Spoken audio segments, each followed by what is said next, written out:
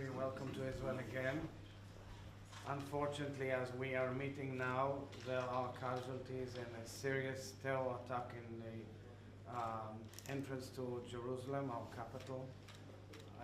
Two terrorists have attacked innocent civilians waiting to be picked up to go on their day's work.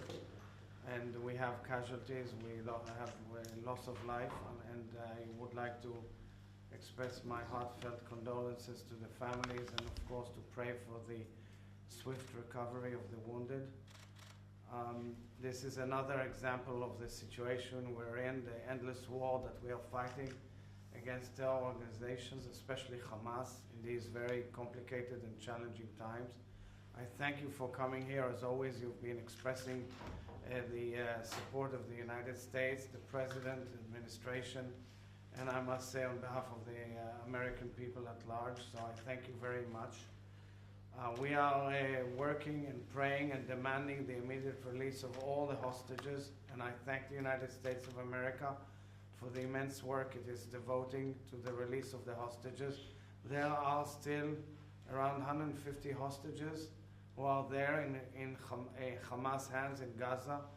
I would like to raise the plight of the Bibas family, the two young children, the 10-month-old baby, 4-year-old girl, and of course her parents.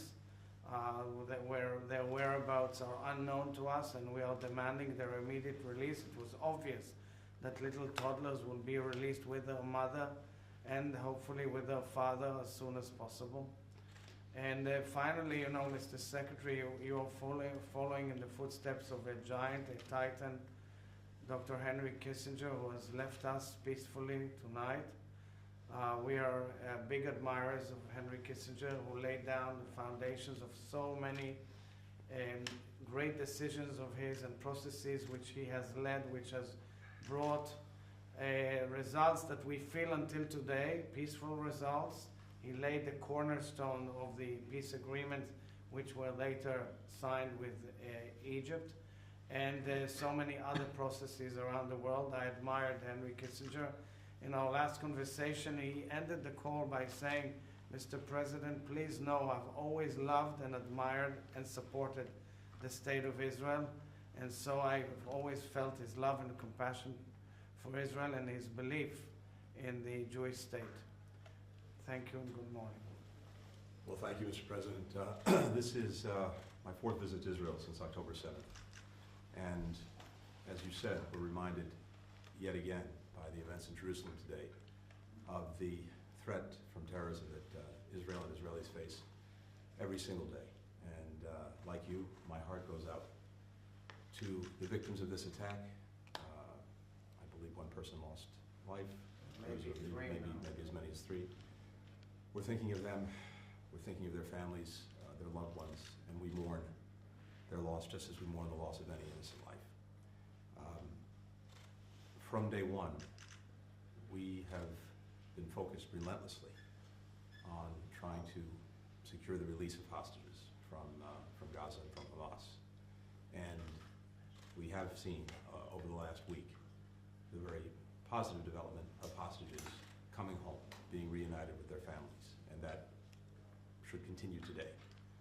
It's also enabled an increase in humanitarian assistance to go to innocent civilians in Gaza who need it desperately. So this process is producing results. It's important, and we hope that it can continue.